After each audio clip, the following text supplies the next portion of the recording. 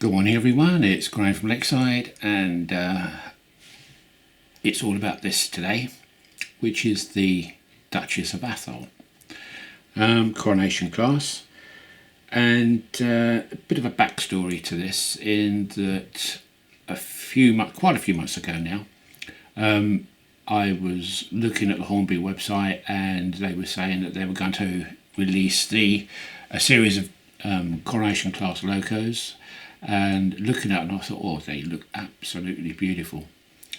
So I thought I'd keep an eye out for those, and sure enough they've released them recently, as you probably all aware, and they do look very, very smart. I went to the Peterborough show about a month ago, I guess now, and Hornby were there and they were displaying them, and they look terrific. The problem for me was actually the price. It's not that I couldn't afford it, I could afford it, but I just felt reluctant in the fact that I was paying that amount of money for a steam locomotive. At the time they were advertising them for £189, I think it was, nearly £190.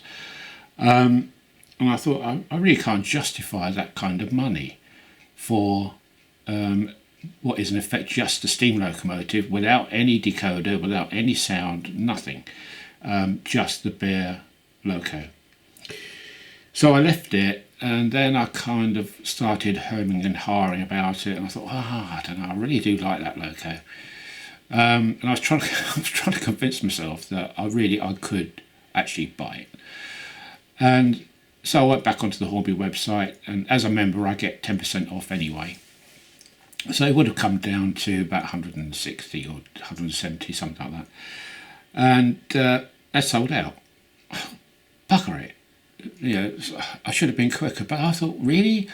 It's only just been released, how can it be sold out? And it said, see retailers for stock. So I clicked and clicked and clicked, and everybody was sold out of both Duchess of Hamilton and Atholl, and there was another one, I've got it on my computer here, bear with me, Sir William Stanier, and I think there was three, and one was with TTS sound as well, which was out the window because I don't want TTS sound. Unfortunately, my e-course does not like TTS sound. So I was a little bit buggered, should I say, in that I thought, well, I don't know. Rails were advertising one on there for £159, 160 quid, which was the Duchess of Atholl, but in crimson. And I thought, well, that's still a lot of money, really. And then it clicked. About 4 years ago, maybe about 4 years, 3.5, 4 years ago, I remembered that I bought a Duchess of Atholl, which was DC, not DCC, and it was one of the original Hornby locos, but the advert said it was in virtually mint condition, hardly ever used. So I bought it, and I think the price I paid for it was £38. This is it. And as soon as I got it, because Lakeside was being built then, I thought, okay, well, here's a good chance to add this to my DCC collection by fitting a decoder in the tender. This is tender driven with traction tyres, which I duly did. Ran it for a few hours, all went fine, packed it away in a box, and that's where it's been ever since. For whatever reason, I didn't get it back out of the box. I just put it underneath my storage area where all my other boxes are, which are basically all empty, bar a couple. This was being one of them.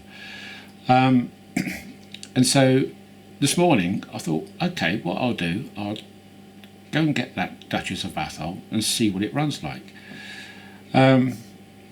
And I put it on the rolling road and it was a little bit jerky and jittery to begin with. I mean, it hadn't been run for, I say, 3-4 years, which was to be expected. So I let it run for about half an hour, and it's now absolutely fine on the rolling road. I haven't tried it on Lakeside itself yet, but on the rolling road it's absolutely fine. So yeah, I'll put it on the rollers for half an hour and about half speed, just to let it warm up and distribute all the hardened oil, etc. And if it was still like it, I would have just stripped the tender down and redone it again, but it seems to be fine. So I'm going to forget the Hornby new Duchess of Atholl. I should be using this one. The reason why I wanted it was because I've got probably about 3 or 4 of the larger steamers, which are like the Evening Star, the Britannia, and these are all the older style Hornby locos, not DCC ready, which have been DC'd. And I wanted this to join the fleet, and I was going to get, let's say, the new Hornby one. But I thought, no, why should I? I've got a perfectly good one here, and it's already converted, so what is the issue? Well, there is no issue. And having got it out of the box, I've been looking at this morning, and it's an exquisite model. It really is. And it wasn't until I was cleaning it and I put it on the rolling road and I was looking at the front end here, it actually has working lights on the front here. It has 2 working lights built in. Now, that is so cute.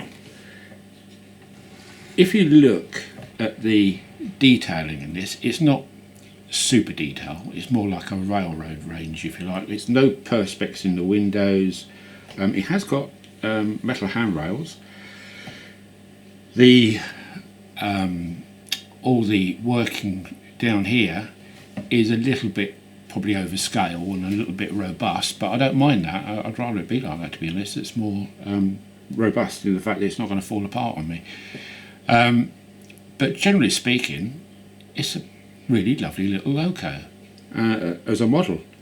So I'm not too worried about this. The only thing which it hasn't got are NIM couplings at the back, because it's the old style. It's got the large hook at the back, coupling rather, not hook. But again, really not an issue, because virtually all my Hornby coaches have got the large couplings, so that won't be an issue. So I'll just show you quickly.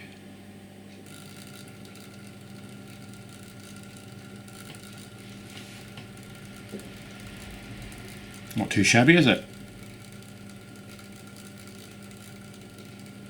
Now, I can buy a new Hornby loco, which is DCC ready, and it won't do that out of the box.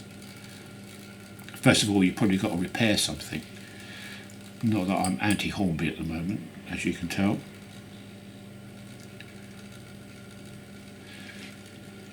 And it's like that both ways. And that's with a cheap little decoder in it. If I was to probably put a decent decoder in it, like a, I don't know, an ESU one or any of the higher end make decoders, I'll probably get a better signal going to it, but that'll be fine. That'll be absolutely fine. I've got no issues with that whatsoever. How cool is that? That's after about 4 years of storage and half hour running.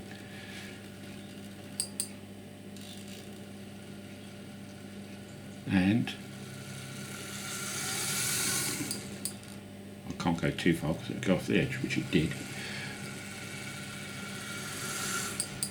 But she picks up speed, no problem. But as I say, really, it does need a good workout on Lakeside to see how these wheels go across points, etc., because they're quite large flanges on these, obviously. So there you go, just a little bit of news, if you like, on what I've been doing this morning, and it's actually really pleased me that this was tucked away. I forgot all about it, totally forgot all about it until the other day. So I shall be putting that on Lakeside today and giving that a run around and see what happens. But I can't foresee any problems apart from perhaps jumping over some of the points a bit because of the flanges, but we'll see. It might be fine. Okay folks, that's all for now, and hopefully speak again soon. So bye for now, and hope you found that of interest. Bye.